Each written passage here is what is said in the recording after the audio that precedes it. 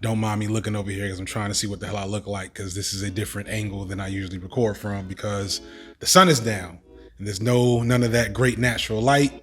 So this is just some raw shit right here of my setup. This is literally like this old cramp, these books.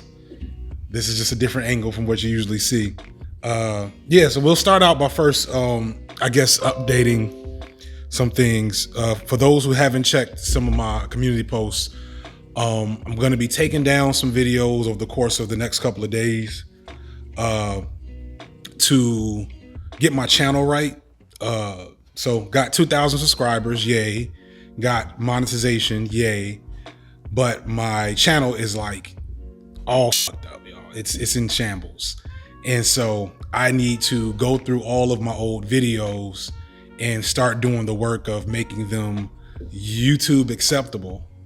Because there's some curse words, there's some N-words, and there's some copyrighted material. I was just making mixtapes, y'all. I was not caring at all about, I wasn't caring too much about copyright strikes. I was just really trying to make the type of stuff I wanted to make and say. And so now that I'm getting ready to sell out, like, I need to kind of be prepared to worship the algorithm gods. So first up is going to be the Mike Tyson video. That is still to this day the video I'm most proud of. It's not like my most technically whatever video. I still didn't quite have like the entirety of how this whole video essay thing works down, but just like it's still my best piece. So that's coming up first, probably in the next couple of days. So please check that. I might do a live chat for that because I really want people to watch that because it's my best stuff, y'all. It is. Please watch that when it comes out. And then like I got to figure out what I can keep up there and what I need to take down, but that's a whole nother subject. To help with all of this, please look to my Patreon. It's on the channels. Like whatever, I'm gonna put it in the chat for this or in the description for this. I'm not looking to get rich off Patreon. I'm not looking to quit my job just yet, y'all. But showing a little love can help. I don't know how my recording schedule is gonna be. I've been able to record very regularly the last like couple of months because still working from home and kind of got all the kids stuff in order. I may be back in an office in the near future. If I'm back in the office, output's gonna be real different, y'all. Just letting y'all know. So that's all the updates. So this is the Q&A.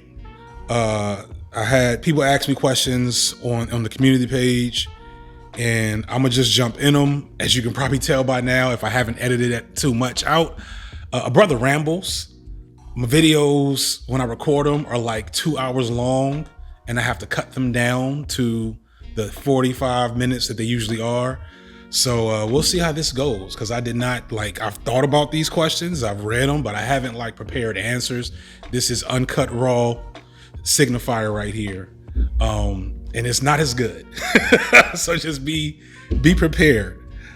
All right, so the first question is from Foreign Man in a Foreign Land, who I'm happy asked the question. The first asked this question first because it's a good question. Also, I just want to shout the boy out. The boy's doing good work. You can check him out every Thursday on his channel. It's Caribbean brother.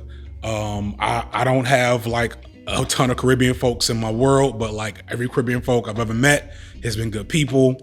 And he's got good energy, real good energy on his channel, man. Y'all need to check the boy out. And I'm really before I even I'm going to probably touch on this in other questions. I'm really trying to create or to help move, to help be a part of a movement with black men, progressive minded black men on YouTube, especially, in no shade to anybody, progressive minded heterosexual black men on YouTube. We have allowed other populations to dominate our presence in these social media streets, and it's time to create, I'm not trying to be the anti-Kevin Samuels, the anti-insert other dude here. I'm not gonna make too many videos like buck breaking where I'm going directly at somebody.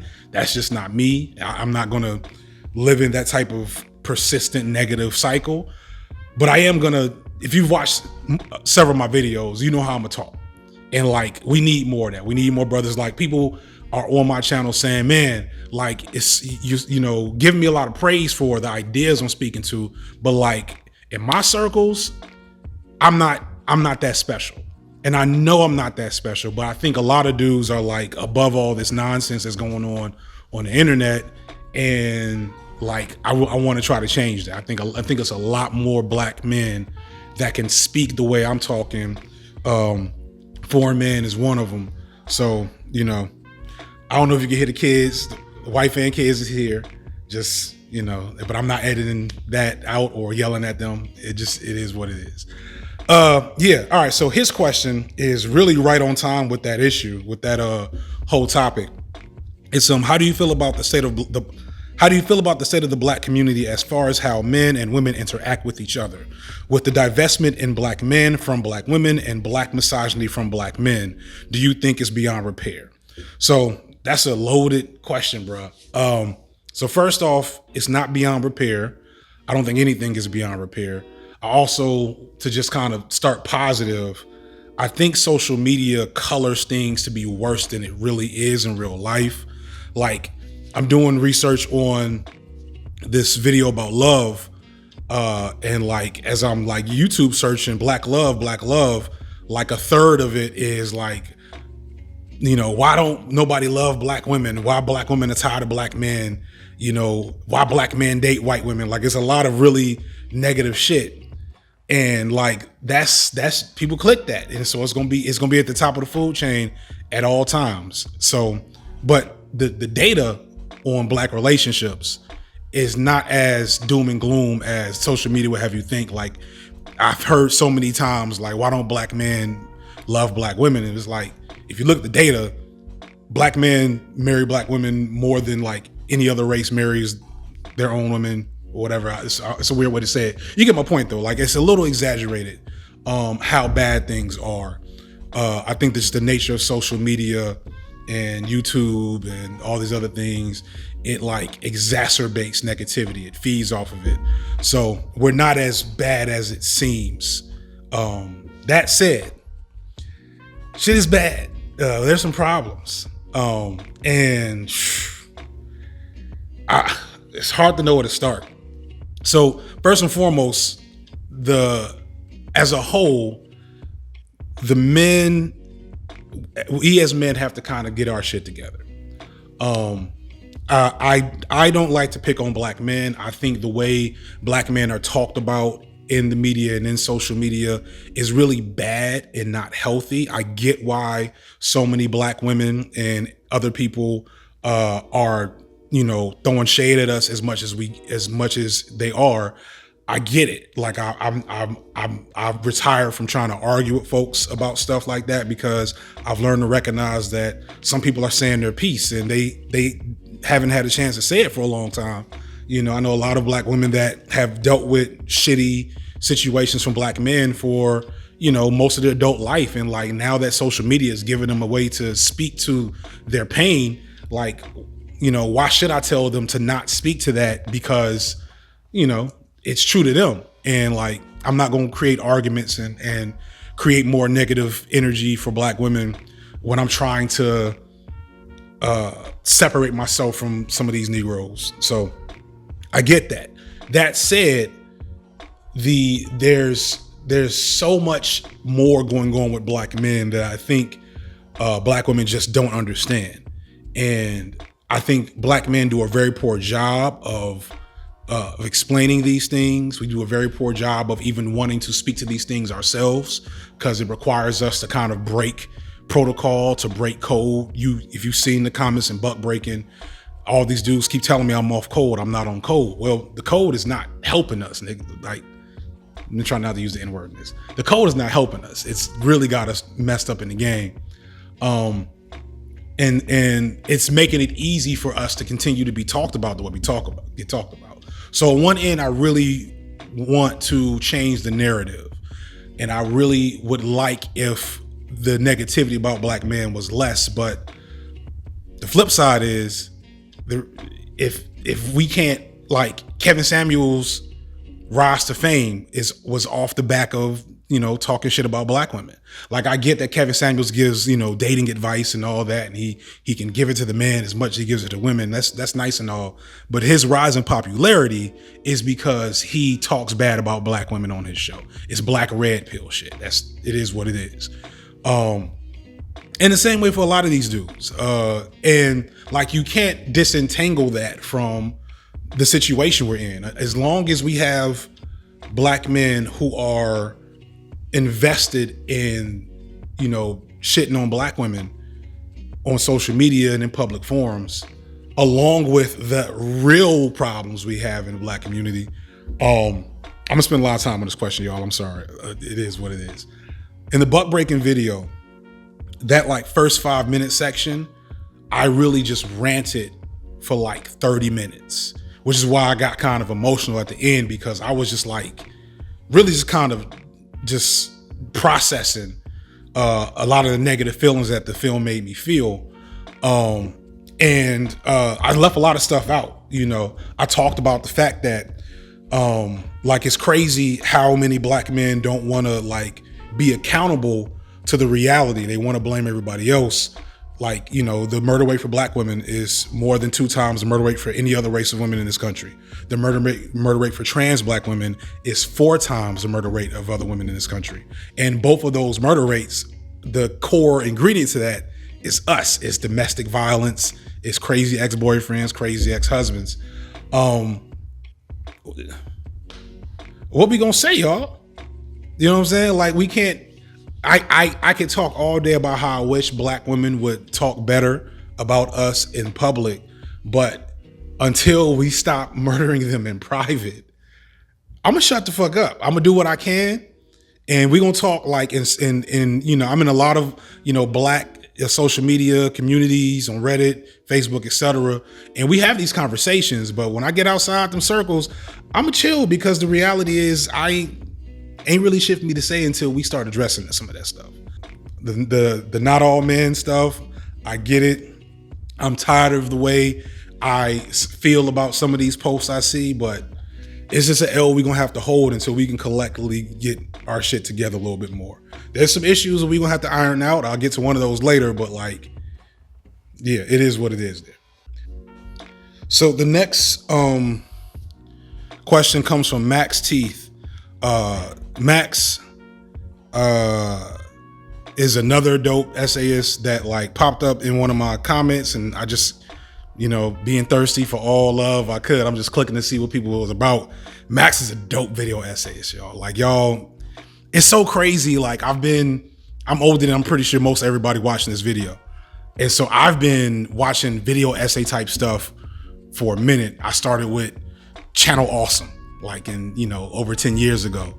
Of course, Lindsay Ellis out of that, etc. So like, I've stayed in this space, and I've only seen the big boys. And like, now having started a small channel and like learning more about the doldrums of small YouTube, it's crazy how many small people are like delivering heat, So please check out Max Teeth, dope video essays there, like real good shit. Max asks, what are some books or other media that you consider important to the way you approach analysis? So I am a academic. I'm currently getting my PhD in sociology. A lot of my analysis foundation comes from that. So if you go to like any, basic sociology graduate program and just see what they read, and that's where it starts. Foucault, Durkheim, classic stuff, Marx, whatever. I guess Foucault's probably the biggest one out that group. I like Durkheim, not because what he says is like real, but because it's factual, if that makes sense. Like, Durkheim's stuff explains a lot of where we are right now, which is bad, right? He knew the game. He thought I don't know. It's hard to explain. That's getting too academic. Everybody loves Foucault. That makes me a cool philosophy bro that I've read some Foucault. And then of course, actual black scholars. So Du Bois, probably number 1. Bell Hooks, probably number 1A. Probably more Bell Hooks. Oh shit. In fact, I talked about this in Baby Boy video. Like, black men watching this, read this book. It's, there's probably other good stuff, right? Because I'm learning about new stuff from other people. But like, check this one out. This is written by Bell Hooks. Bell Hooks is like the matriarch of Black feminists, philosophers, sociologists, whatever. And it really breaks a lot of stuff down. A lot of my ideologies about Black masculinity come from her work. And so other Black feminist scholars like Pat Hill Collins, R.G. Lord, the usual stuff. I'm not a super reader guy. I read for school. I'll read something because somebody's like, yo, bro, you really got to read this. But beyond that, I just want to let folks know I'm never going to be I got my Hotep books right here, the ISIS papers, the woman in the buck breaking video talking about you pull down your pants, you can put on the dress. This her right here. And people like, you used to read ISIS papers. Motherfuckers, I read this shit. It's not that good. I read it when I was younger. I was like, oh, snap, this is amazing. I got older and thought about it. And I was like, well, there's some cool stuff in here, but a lot of it is, nonsense. Anyway, yeah, so that's the best I can do for you there, Max Heath. Next question is from Julian Steve. How are you feeling about your massive channel growth? Why did you start your YouTube channel and when? And what are your goals for 2021? The growth is crazy. I don't know if I said this at the beginning, or maybe said it in the other time I tried to record this. I never thought it would be so hard to get to monetization. I understand why, because I was really not making it easy on myself and the way I was doing things. But that also, still helped because my content was good and it was very truly me. And so when certain folks popped up, it was like, yo, this is really good. We got to get you out there. Somebody brought Khadijah Mbowe to my attention, and she eventually, saw some of my work and was like, oh yeah, we gonna give you a shout out. Her shout out put me over 1,000 subscribers. Thank you for everybody that followed me from Khadijah's shout out, because that's really what put me over the top. And then thankfully the growth has continued from there. So yeah, it's dope. I'm happy to be getting a little bit of change from it, and I would love to be able to continue that. I started my channel in the middle of last year. But as it settled in that we were going to be in this pandemic for a while, I was like, all right, it's time to check off some hobbies and some bucket list stuff. I have been iffing at doing a YouTube channel of some sort for years. I've done a lot of random creative stuff. And so I've always wanted to do creative stuff like this, where my undergrad degree is in film. I used to do like radio, so film production, stuff like that. So I have a creative streak that I've pretty much neglected for the last 20 years. And so I'm happy to get back to that. And that was really what the channel was all about. And the goal really is to just kind of figure this game out now. Like, now that I've figured out how to make my content, right? It's not perfect. I'm going to continue to evolve there, but I've gotten the formula for that. Now I need to figure out, the business element to it, the branding element to it, the marketing element to it, the networking element to it. Just develop all that. Jesse Drew has an interesting question. Barbershops as it relates to Black, but specifically Black gay men, and he personally finds it one of the most welcoming and unwelcoming places. Yeah, that's an interesting thing to think about. Something that,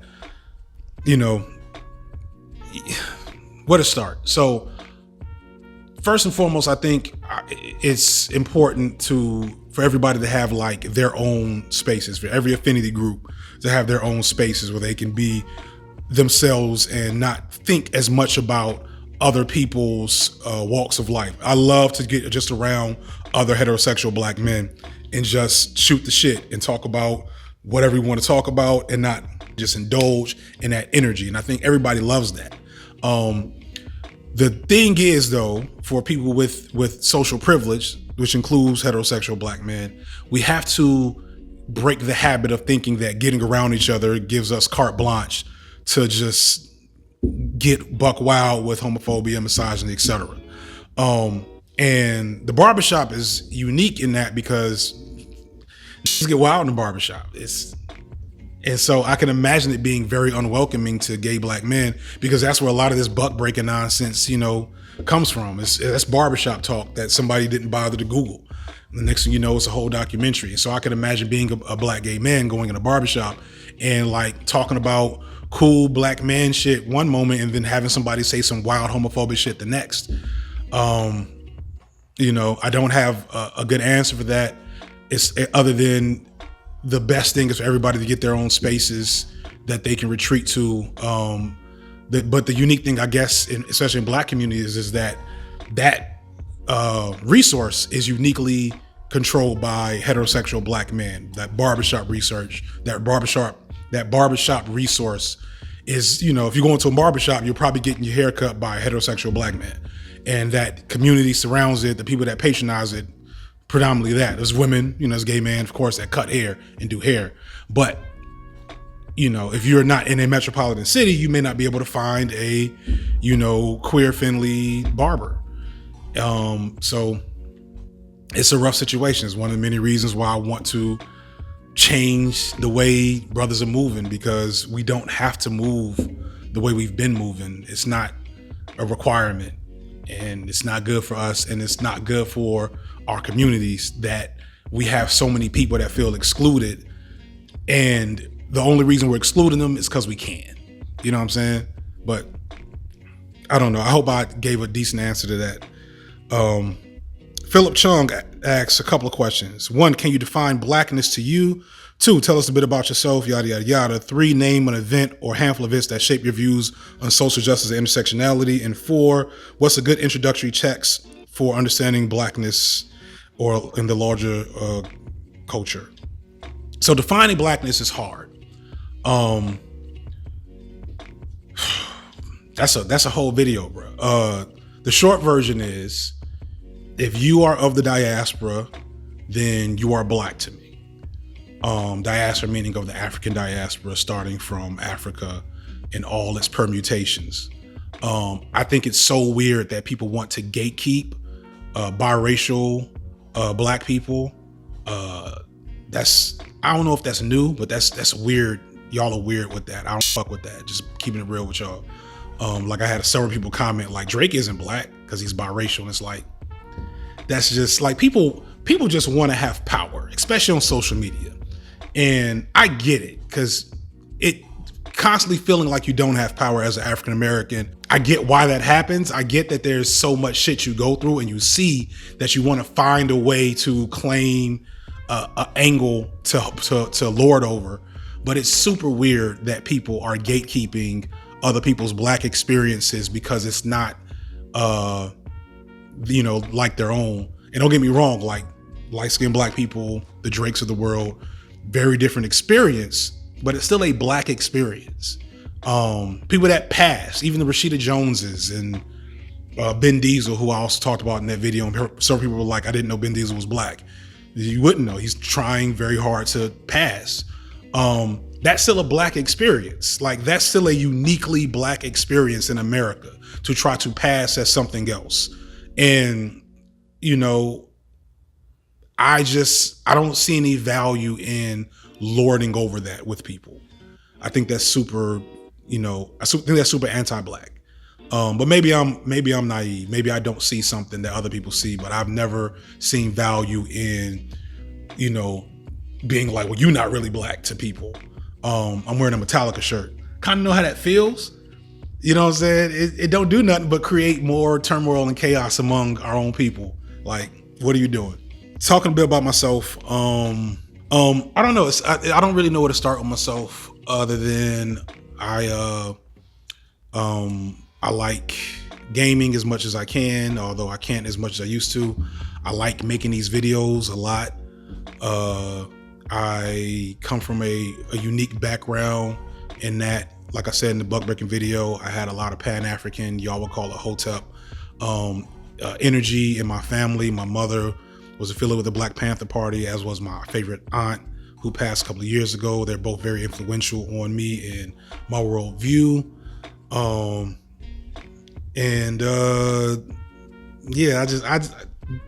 lot of that stuff will come out over the course of videos. I'm open book, but like, because I'm an open book, there's so much I could say, and this is already gonna go long, so I'm just gonna keep it moving. One event that shaped me, I guess one that very closely has me where I am now, is some experiences while teaching high school, especially as it pertains to becoming more intersectional. So I give a lot of credit to my graduate studies because that brought me the texts, right? But what kind of set me on that path to start to be open to being decolonized, to even say I'm gonna go in a gender studies classroom as a heterosexual Black man, when like there were very few of us in the program to begin with. And I think I had one class with other Black men that were heterosexual in my gender classes, like one time. Was like, as a high school teacher, kind of being faced with taking care of and engaging with queer young Black boys, and having to realize the hard way how dangerous the world is for them and how little people want to help because they're gay. And that was really shocking and frustrating and uncomfortable for me, because I was performing masculinity as I saw it appropriate. I was kind of keeping my distance, like I wasn't doing everything I could have, but I didn't have animosity towards some of these young men. It was just like, you know, I was taught that, and I had it in my head that, look, these boys are gay and I don't want to get involved in all that because I don't want people to think less about me as a man or think that I'm gay and all the other toxic, homophobic shit that, you know, heterosexual men do, especially 10, 15 years ago. And then like, I started paying attention to some of the things that was happening to some of these boys and recognizing that, like, for all the support and help that some of the schools I taught at had for all the other kids, when it came to these gay boys, it was like nobody wanted to do anything. And it was like, wow, that's fucked up. And I had to really kind of work through that in my head and start to make changes. And here I am today, trying. Introductory text. I would say Souls of Black Folk by W.E.B. Du Bois is a really good one that's for general consumption. For every non-Black person, especially white people, that wants to learn more about racism, I think the best book ever for you to read as a burgeoning ally is Eduardo Bonilla Silva's Racism Without Racists. To me, that is the best book for white America right now. Like, all this critical race theory stuff is cute and all, but like, that's way too hard, way too much for normal non-Black folks. Bonilla Silva's joint though, I'm gonna do a whole video on that probably later this summer. And then if you want some insider shit, I don't know, like Miseducation of the Negro by Carter G. Woodson. I don't know. All right, so next one is from Ishik Kayabas. I'm bad with names. I'm very sorry if I fucked up your name. She or he or they is asking me a question about interactions that were eye-opening when in grad school. So one of my more embarrassing stories were probably when I really started to turn the corner. Is I came to grad school thinking I was progressive as a heterosexual Black man, because I had done all these things and worked with, I made changes and worked with queer youth and all this good stuff. But I still hadn't really progressed on understanding, gender privilege and patriarchy, et cetera. And so I had a lot of things in my head. Like, I believed in patriarchy. I believed that patriarchy was a problem, but I was trying very hard to not, to make it not what it is. And I had this whole thing about biological essentialism and patriarchy, or bio-truth patriarchy, which is low-key some red pill shit, but I wasn't like really there. I don't know, it's hard to explain. Long story short, my professor like put up with my bullshit the whole semester, and then I wrote a paper about it, and the professor just like read my shit for filth, and was like, look, get it together or you're not gonna make it. Low key, that was low key her message. She's dope, and she's cool peoples with me now because she watched me do the work and kind of get away from that. But like, and it wasn't like it wasn't the worst stuff. Let me be nice to myself, but it was really kind of looking at patriarchy from a biological and geographic, like a lot of what is it? Is it archaeology? Anthropological and biological standpoint, instead of just kind of recognizing the systemic nature the capitalist elements, etc., like being like, yeah, maybe, but really it's just, yeah. Anyway,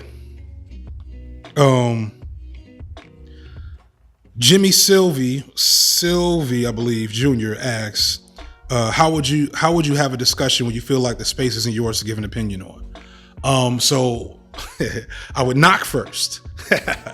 Quoting my own shit. That feels pretty good. I like that. Meaning that I would kind of speak when spoken to. I would not enter my opinion until it seems like somebody wants to hear it. Just because when you are of an oppressed group, everybody feels like they understand your shit. Nobody does. Half your own folks don't even understand the shit.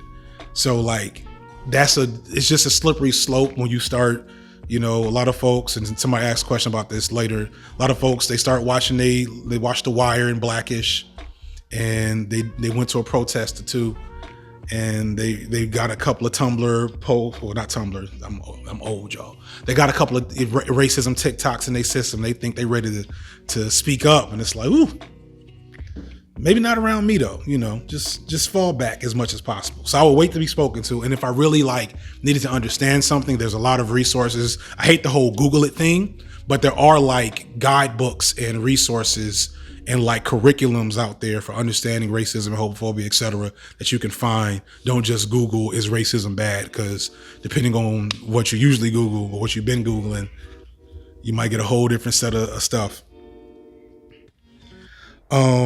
Jacob Payne, my first Patreon, Jacob. Thank you so much. You are forever in my head and heart for that. Has two questions. Do you have any shout outs, people, music, movies, other YouTube channels? And then second, the channel's dealt with tough subject matter. Is there any topic you want to talk about that you haven't been able to find a way to tackle? So, I shout out a couple of channels that I think are dope. There's another young lady who is doing dope essays. It's a small channel. I can't remember her name, so here she is right here. Her shit is dope. Y'all already know about Khadijah, Intellectual Media. There's a bunch of people. It's too many to list. I'll probably put some others in the description. But getting away from the whole super serious video essay stuff, I've talked about before. A lot of people, I'm a Red Letter Media fan. They're the GOATs from my perspective. This thing, one of my new favorite channels is called The Vile Eye, and this guy just does analysis breakdowns of movie villains, and it's so good. Music, I'm old, so I'm kind of I don't pay attention to a lot of new music. I like new cool stuff when it comes out. I like 21 Savage. He's probably the only new guy that I really pay attention to on a regular basis. Other than that, old school hip hop, old school metal, a little bit of old school R&B, anything made before 2005, I probably rock with a little bit. I'll leave it at that. And then thing I'm not gonna haven't tackled yet. So I've alluded to this a couple times probably, and I'm eventually gonna get into it, but it's kind of in a precarious space. Is the issue of have I been covering up my face with the microphone this whole time? The issue of African-American boys being molested by adult Black women in Black communities. It's a huge issue that is so taboo and so rife with badness that it's hard to talk about, because I've had on so many occasions people, especially in social media, which is not a good place to have serious conversations, but I've had a lot of people come down on me for wanting to talk about it. I've had men tell me I'm, overblowing stuff and giving up the game and shit like that. And then I've had women, especially Black women, accuse me of exaggerating and just, hating Black women and wanting to attack Black women. And that's the tough space that Black men are in right now, where it's there's some real shit we need to talk about, but it's because the conversation is so toxic, we're kind of just talking to ourselves or keeping it to ourselves. But that issue is a huge issue. It is an epidemic. It is a generational epidemic. I know so many Black men myself included, whose first sexual experience was some form of statutory violation. And only so many Black men come to understand how that has affected them. And because of patriarchy, because we construe it to be, a rite of passage or, getting lucky or whatever, like we haven't sat down to really consider how damaging that has been to us for generations. We're talking about shit that's been happening since, my grandparents' time. And this is not to take away from all the sexual abuse that happens to Black girls, but just to point out, we construe that as abuse. It's not always done appropriately, especially in the community, especially in families. Like I get all that. But when it comes to light, it's always construed as abuse. I'm going to eventually talk about it, but it's also probably going to be a part of my dissertation. So I'm holding off until I know how that's going to work out, because that's a big one for me. Miss Berry wants to know what to expect from the rest of the year. So we have a video about love from Black men's perspective that I've started writing a little bit. I was supposed to set up these interviews, but when the channel got monetization, I kind of switched gears to kind of figure that out. So anybody that's like hit me up via email or messenger, like I haven't forgot about y'all, probably holler at y'all next week. So that's that. And that's gonna take a couple of weeks. After that, I'm returning to talk about racism again. I talked about the Bonilla Silva book. I have a video I want to do on Kofi Kingston, the wrestler. I have a video I want to do about Attack on Titan and anti-Blackness. I have a bunch of stuff. I got stuff for days. And then something's gonna happen. Maybe we'll do a video. Bill Cosby just got let out of jail. I'm probably gonna leave that one alone, just because I don't feel like having more ashy Negroes in my chat. It is what it is with Cosby at this point. And I just want to again say, I'm not going to be the anti-Kevin Samuels guy, So if you're not here for videos on Kofi Kingston, the wrestler, or Attack on Titan, I love you, please stay. You can just not watch that one. But that's going to be up in there. That's why I did Baby Boy as soon as I could after the buck breaking video, because I wanted to set the tone and get back to my roots that I'm an entertainer. This is entertainment. A lot of people in the left tube space and a lot of left tube fans, I can't remember who talked about this. I'm gonna put his name up there here. There's a really good video talking about left tube, bread tube, etc., and how we mistake what this is for political activism, political action. Don't get me wrong, I'm political. I'm gonna talk about political topics, but I am an entertainer. And that's why I'm not gonna put 50 million citations in my videos. I'm already in grad school. I'm not doing that. I'm gonna encourage people to do the research and look up stuff, but I don't want people to. I think it's in this. Somebody else asked the question.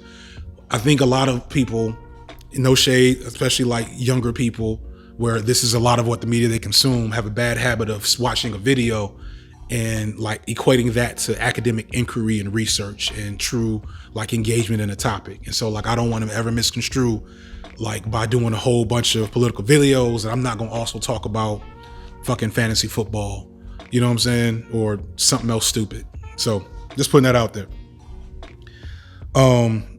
If she with another question, a lot of stuff in the question, but the core of the question is, would you call yourself a feminist? Why or why not? If not, is there another word you describe your socially conscious egalitarian perspective? I don't call myself a feminist because here's a good answer. So I said a bunch of shit before this, but I cut it all out. Here's why I don't call myself a feminist. I don't like attaching terms to me that I can't be held accountable for. Meaning, when I call myself a feminist as a man, I don't lose much of anything.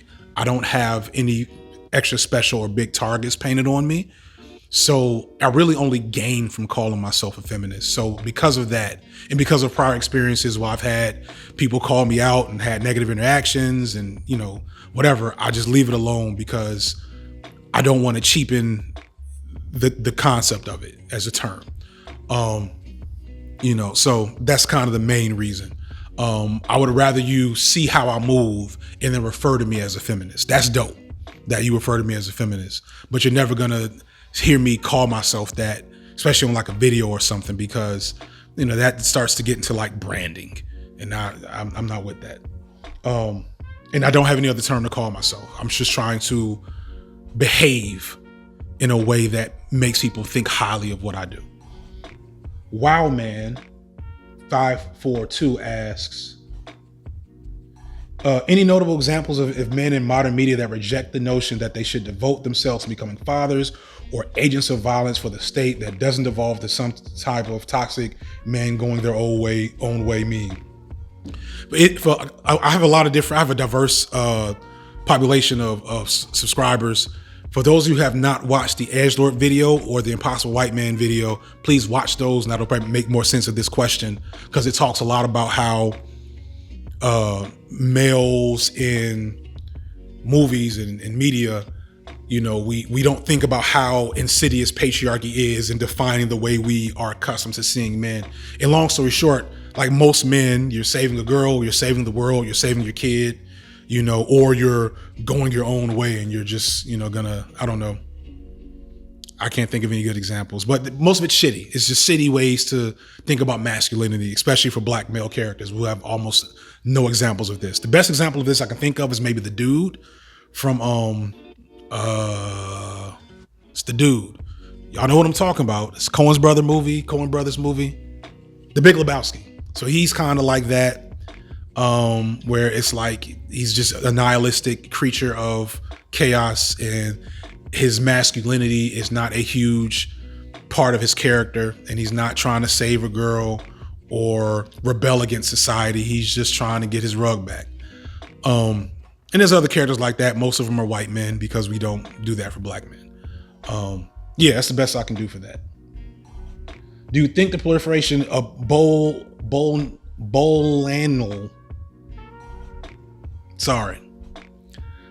asks, do you think that the proliferation of Black media has given people a false sense of understanding how Black communities have also made people feel emboldened to commentate with actual understanding? Yes, I do.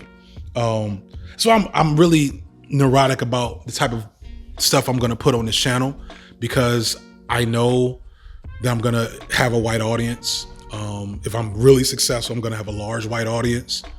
I think about Dave Chappelle a lot in that regard, even though, of course, Dave Chappelle has his issues. So the girl that I put up here, I think she had a video about like Black media made for white people and Black media made for Black people, and how so white people will watch Shonda Rhimes shows or Kenya Burr shows, Blackish, etc. And those are good, and they serve a useful purpose of just putting Black images out there, representation matters, etc. But they also are they're very unseasoned, a little bland, if you get what I'm saying. So what happens with that, especially with white liberals, is they watch Blackish and they say, oh, I understand Black people now. And it's like, ooh, there's so much more to it. But, at least we're at the table having a conversation. I try to think of it on the bright side. So we're jumping on the mic real quick, because I realized that I did not answer all of Bolanel's question. And I apologize for jacking up your name. I'm bad with names, y'all. Also, this is still very raw. I have a 5-year-old sleep on the couch right next to me, so he may wake up and ask for a snack. But yeah, so the other question was, how consequential do you think this current wave of attention to Black and other marginalized communities will be in the long term, especially since there hasn't been a lot of federal action? And I think basically what he's getting at here is we've had this woke wave, really, I'll say since the era of Trump. Trump, quote, air quotes, woke a lot of people up, myself included, in a lot of ways. I wasn't as lefty as I am now before Trump. And so what does that mean in the face of very minimal actual tangible movement from the government in terms of legal maneuverings, etc.? And I'd still say it's actually pretty significant, because we're talking about attitudinal changes, which are hard to do. They're best when matched with political and legal movement, but say all you want about Joe Biden and, just Democrats and, our current political process. I think it means something to hear the phrase white supremacy be said by the president of the United States. You know what I'm saying? It means something to move the discourse in a certain direction. I don't aspire to the grand leftist, revolutionary rhetoric that you'll hear in social media from people on the left. I don't think it's realistic in the States. I don't think it's a useful methodology for change for a lot of people. And when I've been in the streets in my time doing activism and doing social work and just working with people in need, I never hear them talk about revolution. They're talking about eating. They're talking about housing. You know what I'm saying? I only hear all this really high-minded, crazy, political, uprising action from people who live in the suburbs or people that live in gentrified neighborhoods. I'm just, so I'm never gonna give a lot of credence to that. But that being the energy of the people means something in the long run. I think it means something that, I was never a huge Bernie Sanders fan, even in retrospect. But it means something that he pushed the entire language of the Democrats a little bit to the left. Because it meant that the platform the Democrats had to run on had to at least include overtures to much more left-leaning ideologies.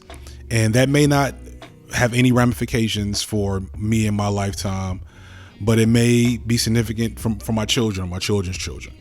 And that may be depressing for some people, but I'm a pragmatist at heart. So in the grand scheme of things, it means a lot on the whole in the moment. I don't expect a lot of this new woke stuff to move the needle a ton in the immediate. And the last question is, do you think a fairly strong adherence to religion within the Black community will be a help or hindrance in the future?